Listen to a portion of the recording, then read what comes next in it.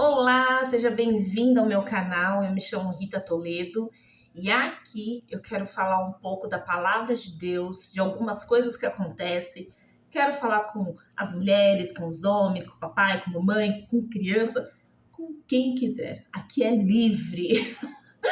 E se você gosta de mensagens assim, se você gosta do canal, se você gosta do que eu tenho falado com vocês, se inscreva aqui, deixe o seu like e compartilhe com quem estiver precisando ouvir uma mensagem do Senhor.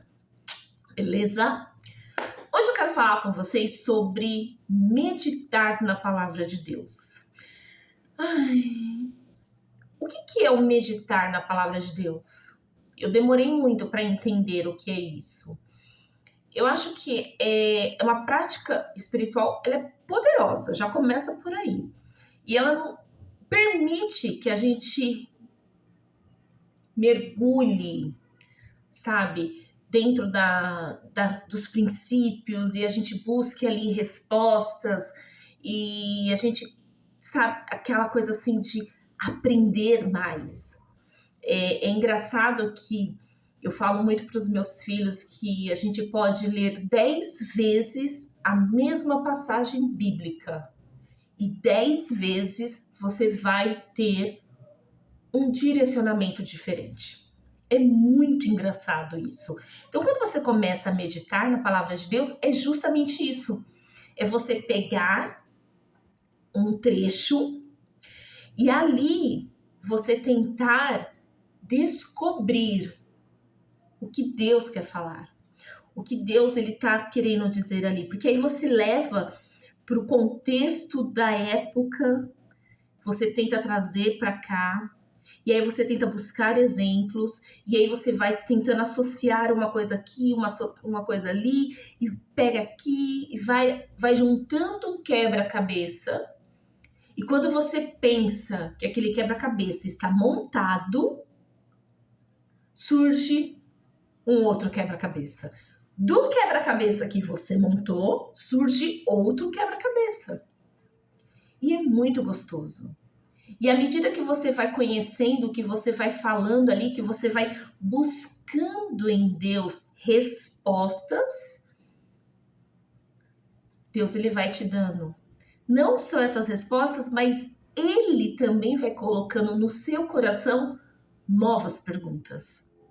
E aí você começa, é verdade, e se acontecesse isso? Mas e se fosse assim? Então, isso é meditar na palavra de Deus. É você se deliciar com o que está ali e descobrir que tem coisas assim maravilhosas. Uma passagem que me chama muita atenção é Crônicas. Se eu não me engano, é segundo Crônicas, ou é primeiro Crônicas 4, versículo 9. É a oração de Jabes. Gente, eu fico pensando assim, sabe? Na hora que a pessoa que estava escrevendo Crônicas, ela estava ali na genealogia e estava falando: fulano é filho de ciclano, que não sei o quê, e barani, nanana, e falando, fulano filho de bararara. Aí para tudo. Tem um cara chamado Jabes que eu não posso deixar de colocar ele aqui. Peraí, eu vou escrever sobre ele. E ele me coloca 2 versículos de Jabes no meio da cronologia. Cronologia, para quem não sabe, é aquela parte na Bíblia que fala assim: Davi era filho de Barani, nanana, sabe? Que vai falando da árvore da árvore da pessoa, né? E aí ele para tudo e me coloca 2 versículos e volta. Falou, abriu ali um parêntese, abriu, falou e ele volta. E foi filho de não sei quem, nananina, e continua. E aí você vai olhar em toda a Bíblia, só existe essa passagem que fala de Jabes. E aí, quando eu começo a olhar aquilo dali, eu fico pensando, quem era Jabes? Por que Deus se deu o trabalho de parar ali e falar sobre aquele homem? E só falou aquilo. Só falou que Jabes foi filho de fulana de tal e que ela deu o nome Jabes porque ela teve muita dor no parto. Então o nome dele era Jabes. E Jabes significa dor. Então aquele homem, ele era conhecido em toda a região como um homem de dor. E eu começo a viajar ali. Eu falo, meu Deus, mas o Senhor se deu o trabalho de parar para poder falar de um homem que era conhecido na época dele como sendo dor. E o Senhor fala que mudou a história dele por conta de uma oração que ele fez. E por que eu sei que Deus mudou a história dele? Porque Deus, ele fala que ele foi o mais ilustre dos seus irmãos. Então, quando Deus ele fala assim, ele foi o mais ilustre dos seus irmãos, o que eu entendo? Que ele foi um homem abençoado por Deus. E eu não duvido disso, porque se Deus ele parou ali, naquele histórico, para falar daquele homem, você entende que o meditar na palavra, você começa a viajar, você começa a entrar naquela situação e a olhar como se fosse assim, caramba, como que isso aconteceu? Outra passagem que me faz assim viajar, é da viagem da viúva, né? Da viúva e o azeite, que o profeta vai lá e fala assim, pegue todas as vasilhas que você tiver, vá buscar nos vizinhos o quanto de vasilhas você tiver, pegue tudo e traga. Ela fez. E eu fiquei, gente, vamos lá.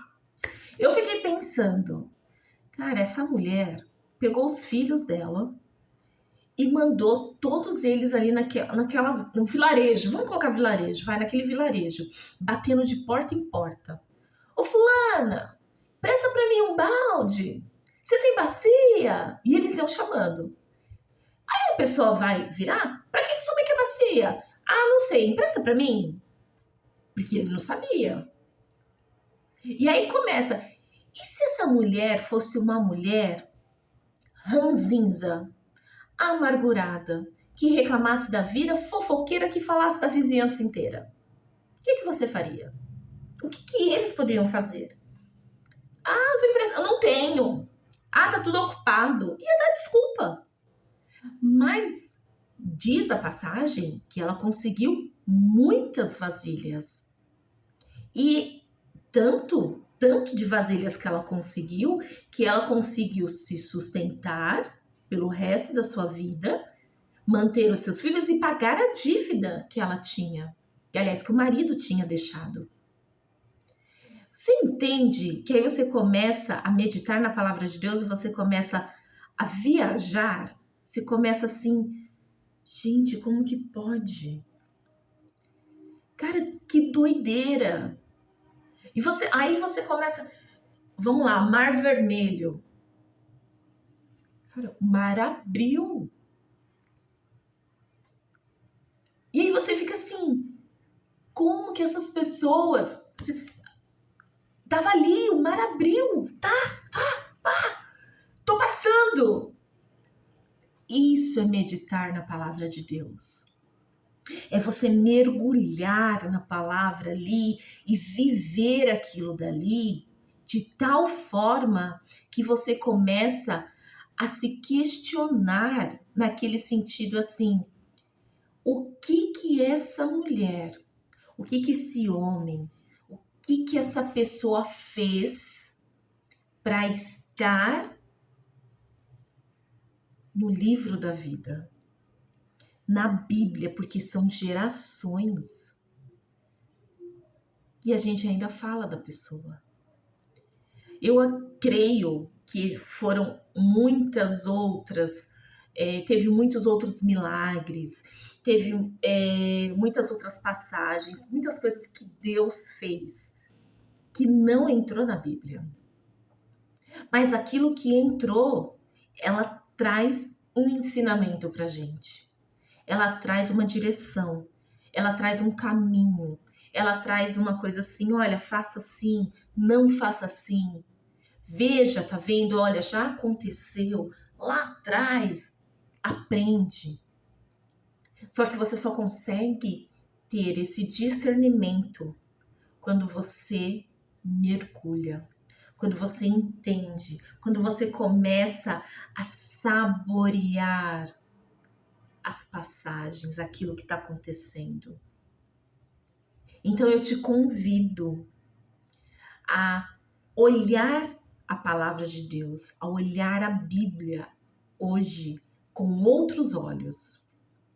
Medite ela de outra maneira. Se coloque no lugar daquela pessoa. Se coloque como Abraão. Será que você faria a mesma coisa? Será que você é aquela mulher boa que consegue ter um bom convívio?